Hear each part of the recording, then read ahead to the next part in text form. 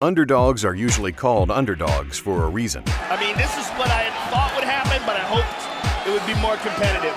But every once in a while, even the most hardcore MMA fan can be surprised. You just shook up the world. I'm not surprised, motherfuckers. This is a list of fights where a fighter wasn't given much of a chance to win and ended up shocking the world. These are some of the best underdog wins in MMA. In 2004, Pride held a heavyweight tournament featuring some of MMA's top fighters. Among the favorites to win were Fedor Emelianenko, Antonio Nogueira, and Mirko Cro Cop. Cro Cop was one of the most feared fighters in the heavyweight division at the time, with 9 wins, finishing 8 of them, and only 1 loss. Yeah, but there it is! The trademark left kick, and it's over! Cro Cop's opponent, Kevin "the Monster" Randleman, on the other hand, had 7 losses prior and wasn't given much of a chance to win. Coming from a wrestling background, Randleman's game plan was to take Cro Cop down as soon as possible. Very smart. This was a very smart move from Kevin. He's got to take him down, though. After an unsuccessful clinch and takedown attempt, things didn't look so good for the Monster. It was this moment that everyone expected Mirko Cro Cop to destroy Kevin Randleman. Randleman with the shot back up to his feet. Excellent! It's over! Unbelievable! Randleman has knocked out Mirko Cro Cop! Mirko was knocked out 1 minute and 57 seconds into the first round. Randleman was eliminated from the tournament after losing his next fight to Fedor Emelianenko, but not before delivering one of the best slams in MMA history. Can Randleman take him down? Kevin Randleman died this year after a heart attack. He was 45 years old. For all the fans, Japanese, Croatian, Russian, American, I just want to say God bless all of you, and the whole world needs more peace and more love. While not as well known as some of the other fights on this list, Muhammad "King Mo" Lawal and Emmanuel Newton fought at Bellator 90. King Mo was a big favorite to win, with odds closing near -1,000, where betting $1,000 would only net you a $100 profit. Lawal made his MMA debut in 2008 against a veteran of over 60 MMA fights, Travis View.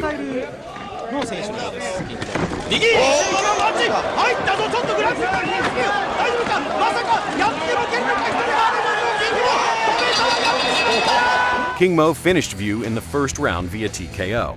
Lawal also has wins against notable fighters Mark Kerr, Roger Gracie, and even Gegard Mousasi. Newton wasn't as well known at the time, with 7 losses prior, being mostly known for his unorthodox style, employing a variety of spinning techniques. The fight looked fairly even, with both fighters landing good shots. As pointed out by commentator Jimmy Smith, Lawal had a tendency to drop his hands after throwing punches. Look at that reset. He throws a few times and drops his hands and resets. Mo lets his guard down after he throws, just like that. Mo likes to drop his hands like that. Can Newton take advantage of it? The simple mistake turned out to have a significant impact on the fight. Mo's taking those shots well. He has landed that overhand right a couple times. Oh my God! He's done! He's done! Steps in and a massive upset! Newton won via KO in the first round, stunning everyone in attendance. You talk about shocking the world! That's what he just did! Lawal and Newton fought once again at Bellator 106, with Newton winning again, this time by decision. Fedor Emelianenko used to be considered the best pound-for-pound fighter in the world, remaining virtually unbeaten in over 30 professional fights. It looks like he is out. It looks like he is out. There it is. There it is. But the streak came to an abrupt end at Strikeforce in 2010. His opponent, Fabricio Verdun, was released from the UFC after being knocked out by Junior Dos Santos. The odds were swayed heavily in Emelianenko's favor, with Verdun coming in as a 6-1 underdog. Fedor quickly dropped Verdun and seemed to be on his way to winning the fight until Verdun, a grappling world champion, caught him in a triangle choke. He's almost got it locked. Here comes the triangle choke. After 33 fights without being defeated, the legendary fighter, the mystical figure, the embodiment of what a true MMA fighter should be, tapped out in the first round with his head stuck in some guy's smelly crotch. He's tapping. He's tapping. Fedor losing for the first time. Unbelievable.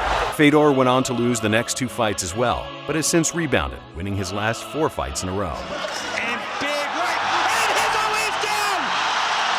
That is all. Matt Serra was a nearly 10-to-1 underdog when he fought Georges St. Pierre at UFC 69. I do believe that the heavy favorite, if I had to bet my life on it, I'd have to bet on Georges St. Pierre. He's been more successful, he's been more impressive. Serra didn't exactly work his way through the ranks and only received a title shot for competing on the UFC's reality show, The Ultimate Fighter. After defeating Pete Spratt, Shoney Carter, and a controversial decision win over Chris Lytle, he was given a shot at the welterweight title. You win the $100,000. You win the $100,000 sponsorship from Zions. You win the 2007 Zion TC car. You win the limited edition Jersey 2-carat diamond watch. And more importantly, let me get this straight, you win the title shot against the winner of Georges St. Pierre and Matt Hughes. It was supposed to be GSP's first title defense since winning the championship against Matt Hughes at UFC 65, but Matt Serra had other plans. After hurting GSP, Serra didn't let up until the fight was stopped.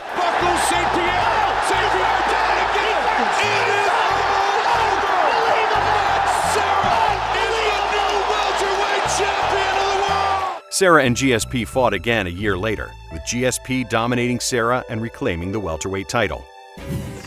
And a few honorable mentions. Nick Diaz surprised everybody at Pride 33 by not only beating Takanori Gomi, but winning via gogoplata while completely stoned. He tested positive for the Gomi fight, and they said there was so much weed in his system when they tested him that he had to be high when he was fighting. Mike Russo pulled off an unexpected upset after knocking out Todd Duffy, then followed up with one of the most brutal hammer fists ever seen in MMA. Holly Holm shocked the world by knocking out Ronda Rousey. Due to copyright constraints, we can't show the footage. But here's a digitally rendered representation of the fight.